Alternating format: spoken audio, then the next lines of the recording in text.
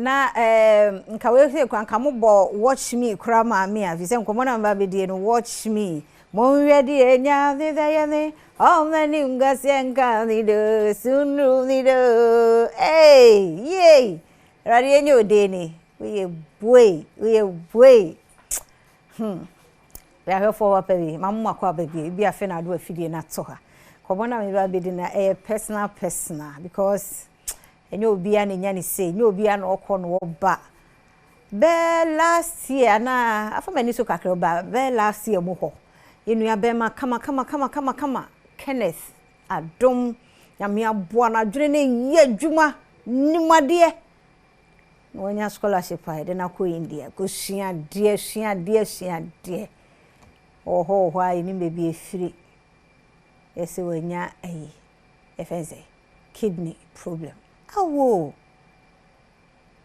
bi omo ye exam so kra ni o chesa abo akwa no waben ya wote he ntu de me nkasa bebrebe am pese me bone tofa kire na me nche odi enti a me ka se mo hwe de nyame aye watch us rade aya ma ye fede aka nyina so be ye tinetintini ni tietie mu no na se ye de be down mo a na mo aye yenyeska emfa free Ghana enko India because India hona na ya omu free ha ye de omu konto on kwa de wo school ho nti no na se course no bi ebeba form kakrati de o se ye operation na ye transplant no ne ade ne ma no nyame adom ani ehwamo ne abusua ne adofo bi nkaye ene wo a wo hwe me na me hira mo ene enua bema Kenneth Adom ona etime nchen yo na me ya esanke ye nya no before no na wo ho no ne amu akwaba that's it ya ma one so na ho ye de mpachan Kenneth Adom can story in briefing kakra kire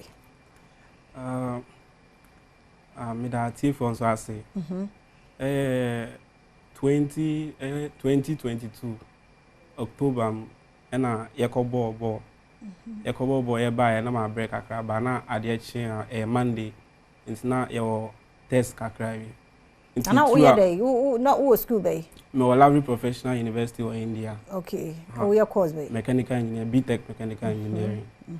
Enti anumre no metna for metna throughout the whole night up to be form 1 and me daga kana. Adisian. Na me sorry be 9. Anopa 9 na class near 10. Ti me sorry no na mani nyina kata. Wow. Ti na me dem me ka say anaju na metna no. That was a problem to me. I so me ko class na ko try exams na rest na be. Timi ko no test no metna this amount me antro. Oh. Na me wie ya na me start say say me ko hospital. Timi ko test na mo ka say o blood pressure. Timi ko treat blood pressure. Ti o mo ma me doctor na ntempa na be 2 weeks later e ko enti o ho sana exams time drew here na me last year first semester. Enti be November more exams time I drew. I did actually make a exams the same thing as happened. Until NDM me call hospital and them nana me call MRI. Through MRI nana doctor and say blood pressure na. See you nana on my blood pressure drew, but the way my body reacted to a drone and extra test no cause a kidney problem.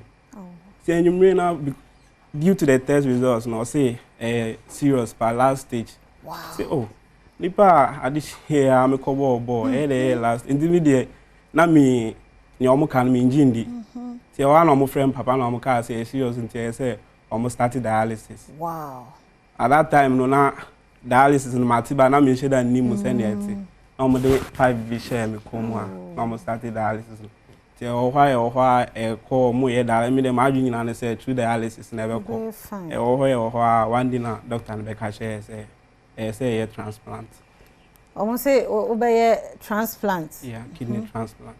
Wow. Ti e be so mo cost na mo the cost ni buy na huge because now dialysis no through dialysis plenty my parents na dialysis now cost every week ana. Me call 3 times every week. Now me call Monday, Wednesday and a Friday. Wow. Okwa obeda be 4 hours ansana na send na serious ntina me now for na me kwa na mete wheelchair mu na omode me akọ. Wow. Hey, enti no wakobobo bibia you okay just you do call you diagnose you na ho na bibia sesa wo body mu 3 times a week no mo je say wo de buy Ghana cedi mo every week bia na every week bia no papa say na me 3,000 cedis na no cry it me take care of only the dialysis no na eduane ni some of the drugs no count and say school no kra wanwie oh true na exams na kai na month me answer no true me now for some lectures no mo rearrange here na later me try but the final semester no so I was going to the class and me call dialysis na this na convenient kakra na ma call class na last year me the year wow and they say ya transplant no but through Adom TV ni omati for mati mi aboa kakra ma me parents so I try aboa kakra na me brother di mechi ebe donate mama oh transplant will take place on the 6th of June this year yeah about 4 months now. Hey, and I would looking like nothing is still like bibia is it senate here before and after no oh before no na I was having a lot of infectious baby. Okay. Due to that, na they be na me a week. Na me fair na me titi intestion sanyama. But after transplant no, now I feel okay. Meet me nanti, meet me bibia, meet me di ediani bia me. Until no than no so. But mama me immune suppressing drugs are preventing rejection. Okay. And I feel so BP ni other stomach and antibiotics and so on. Wow. Hey, they say won't call India honey beam. Oh, since I had school in my way. Well, you were ho. Yeah, my way. And to our back. My back. To Ghana. They say we the Dennis you any so. Since I had me say ka met me at was acquire masters. Na per se mechanical engineering no true mechanical engineering na me say robotics. True mechanical engineering and robotics na ade no. E betimi aye machines are betimi aboa environment na reduce this kind of diseases are affecting crop of a brain. Okay. Today na we catch our sponsors Adom TV are for any will be our ball.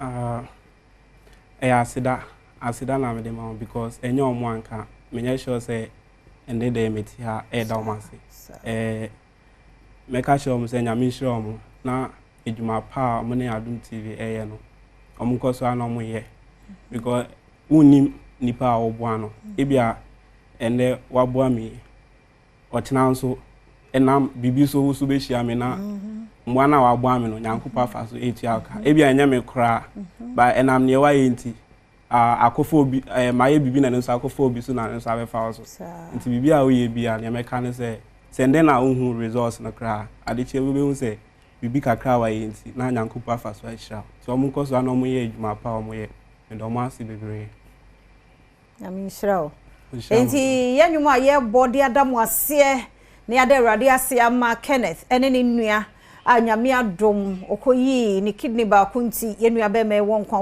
wa ben keke wa ben nkwa no adisi wa kore otu nkwa ohwe no results no so a nkwa wa ben nti yawie ni say yenua ekura sika ne nyina ahye sika na sa se bia wo mo bia can fa number umumu number ne to hoye na ja enuro na obeto because they say the eduro no na obeto mboa e na opeso osa to aso biem moya ma efe we enye yi but kakra bia mo de be ma no no de atoto to no so ye be appreciate mo ye super ye hia man ke de ni me your number no